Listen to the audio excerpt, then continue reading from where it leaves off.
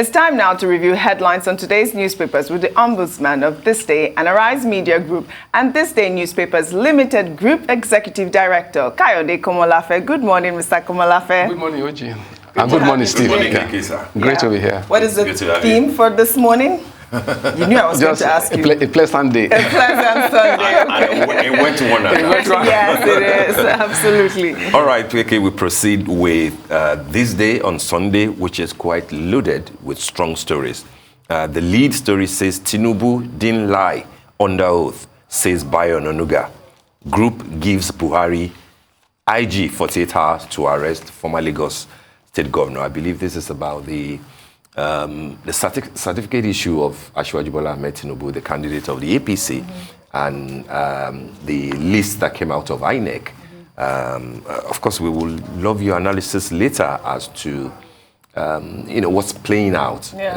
Declaring not to have. He allegedly said that he doesn't have a primary or a secondary school that's certificate. What the form says. Right, yes, and that the university certificate has been stolen or something like that. Yeah. On top of that is the story of Obasanjo, my regret in appointing Atiku as vice president. We alluded to that in one of the interviews we had earlier today. And on top of the masthead, Buhari, investments from Nigerians abroad will help economy to grow. I hope the president is probably referring to the $20 billion inflow that comes from remittances, yes, which is quite huge. The biggest in Africa. Very. Yes. And on the window, federal government set to issue prospecting licenses to winners of marginal oil fields. Pledges to meet OPEC's production quota by August. And last but not the least, relief as INEC extends voters registration exercise indefinitely. That's the story on page 5. That's what people have been agitating for. Let's continue to register. Yes. What may not be clear yet is if you extend it indefinitely, at what time will the PVCs be ready for collection so that they will be able to vote in 2023 elections? Those are the stories. I guess they can make it even more electronic as opposed to having the plastic card if they're going to leave it, indefinitely.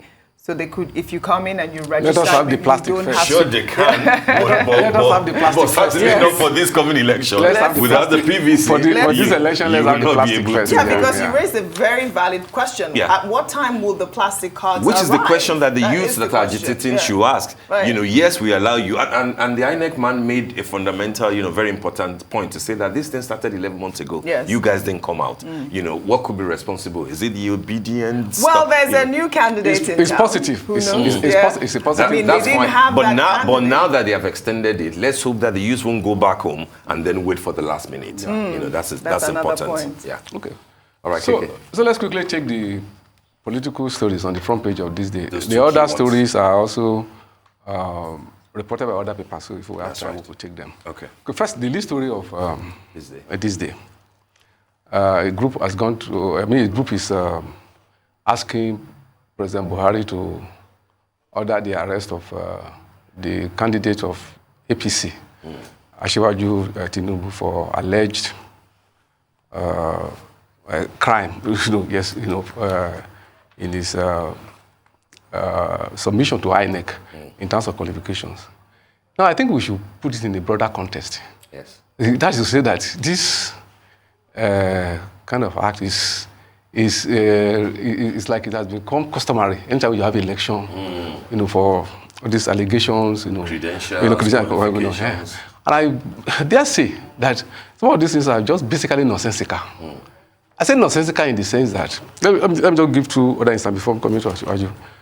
After Atiku challenged the election of President Buhari in 2018, the APC lawyer, went to court and filing charges that Atiku is not a Nigerian.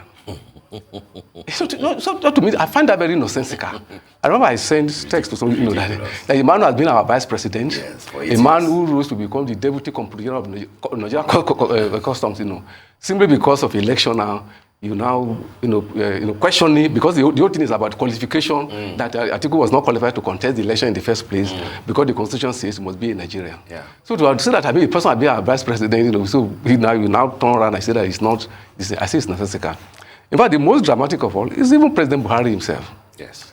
You know, a man who rose to become a general in the Nigerian army, has been our head of state before, has been the GOC, you know, in the Nigerian army, has been our petroleum minister, has been governor of a state then, which is now broken down to, I think, at about 6 or 7 states, you know, the old Northeast states, you know.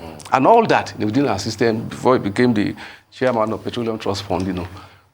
40 years later, you are now questioning whether that person is educated enough to contest as Nigerian president. You know, for God's sake, the spirit of that constitution, go and read it again, is just to be sure that whoever is going to contest, I mean, is educated enough to be able to perform the task. So it is not about, you know, this thing about a certificate, about, you know, I mean, that is why it is not special that you must have a PhD or a DSc before you could become the Nigerian president. I mean, it is even solid that even INEC can even make an assessment, even without certificate, that this person by his, their own estimation that, you know, you have, you know, I mean, that you're educated enough to, you know, to contest. So I say that for a man who has been a governor of Lagos State, you know, 2 times, you know, in his own, you know, professional career, you know, the company has an, you know, work with, you know, I mean, a multinational company, you know, as an accountant, you know, accomplished. That is now because he wants to contest. Now you are now questioning whether he went to school, because the whole thing about it is that you are questioning whether this person went to school or not, you know. And I say that we're raising this kind of questions about qualification. It's highly nonsensical and distracting to do that. Rather, at this stage, what we should be doing with the candidates, you know, of all parties, is to be, you know, scrutinizing them in terms of what program do they have. You know, do they have, and how will those programs be implemented and to be defending it? You know, so I see it as a huge distraction, you know, of public attention.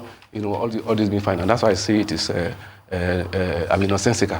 The other issue, you know, about INEC is that beyond the case that is in court, because INEC is saying that the reason why it is not stopping the registration by June 30. Is because of the case in court. I'm saying that we should even go beyond that technicality of case in court. Registration of voters should be a routine process. That's right. We don't have to wait till this. The election is coming. A lady, I mean, a man or a lady now who is this year 17 years old. By next year, he will be 18, you know, and be qualified to vote. So by next year, even after the election, he should just go and register, you know, and, you know, being a voter. So the thing is for INEC, you know, INEC is not an ad hoc organization, you know. It's a permanent institution, you know. It's able to put a system in place such that registration and all this should be a routine process, so that you don't have all this stampede, all this pressure, you know, because of the election. And that is how institutions, you know, work, you know, that you don't have, you know, to be putting it, you know, I mean, making it a matter of emergency. As for Obasanjo and Atiku, it's a long story. I think Obasanjo is just referring us to his famous book, My Watch, you know. I think this problem between him and his former deputy, you know, has been well documented. The history, you know, you know, political relationship, you know, is well known, you know.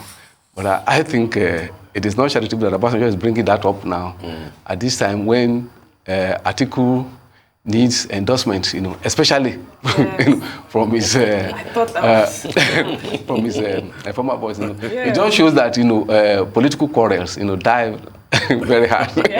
You know, so we shouldn't expect any visit to Ota or to Abeokuta. Yes, I think was it you also who remarked the other day that we have not witnessed that visit. So I think this is the answer. This is the answer to Steve's speculation. So it's not a speculation that we are having now. But their relationship is well known, and Obasanjo is entitled to his own view, and I think Atiku also has given his own in the past his own robust defense. So I'll imagine that the Atiku campaign perhaps either will ignore this or also give a clarification, especially for those people who might not be conversant with the history of the relationship. You know? Because we're talking of things that happened more than 20 years ago. Yeah. Clearly, OBJ won't be articulated for this election, so that's clear. Well, that is a speculation. Things might change. We don't know whether maybe there's if you have a visit to Ota, we don't know if he will be obedient the tune or participed. I knew you were going there. But we'll see. Okay. Well, all right. Shall we go to the state style? Yeah. I guess congratulations are in order. Can we pull up the state style for politician Timi Alaigbe, who just turned 60? I guess he had a party last week. He celebrated his 60th birthday.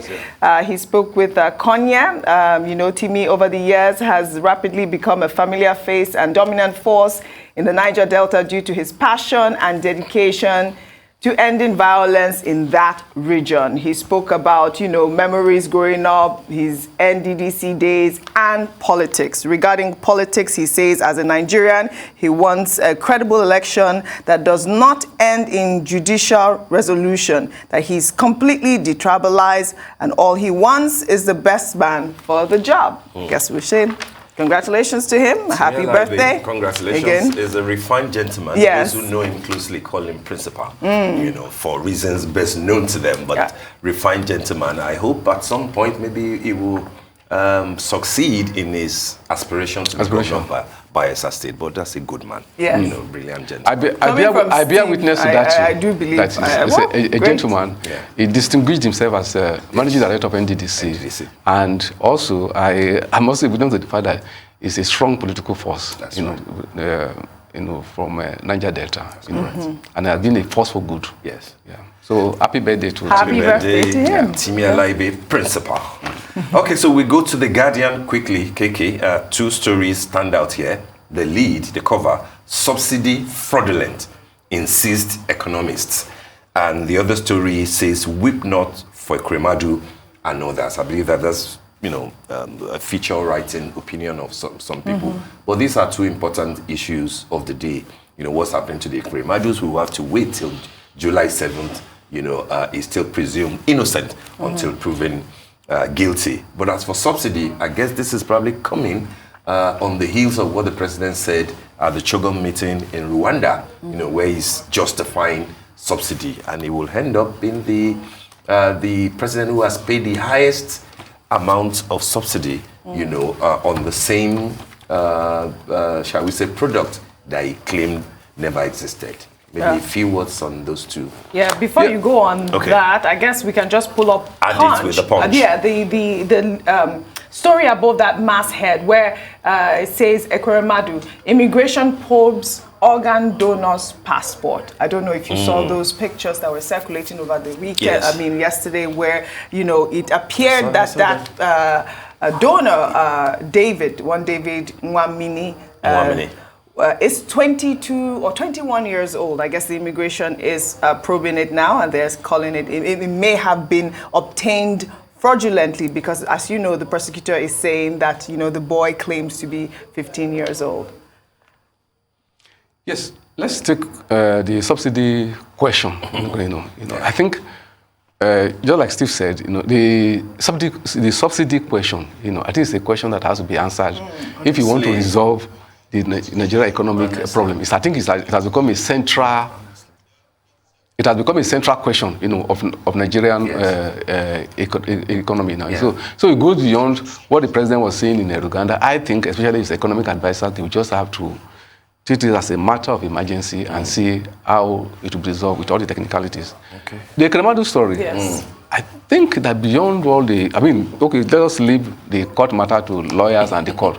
But beyond that, I think it's a personal, you know, tragic story. You know, yes. It's a personal tragedy. It's a human story. You know, I think that, you know, our hearts should go to the Ekweremadu family in what are going through now, because in all this, in all the stories going through, people often forget that the daughter, who is ill, you know, that was the basis of all this, you know, is still there. You know, she's still there. She's still there. You know, and she still needs care, you know, love, you know, and attention, you know, apart from the troubles, you know, of the parents who were trying to save her life, you know. So while we may not be in full picture of all the technical issues being raised now, what is clear is that unfolding before us, you know, is a very deep human issue, you know, and a tragedy for a family. So I think what it deserves, you know, is sympathy, you know. And the immigration should also be helpful, you know, because nobody can authenticate, you know, the stuff that are flying about on social media about the donor guy. Immigration should come out. Yes, that's what they have said, that they are proving that donor passport. It's a duty on the part of immigration. All right, I think I agree with you. Thank you very much. All right, great to be here.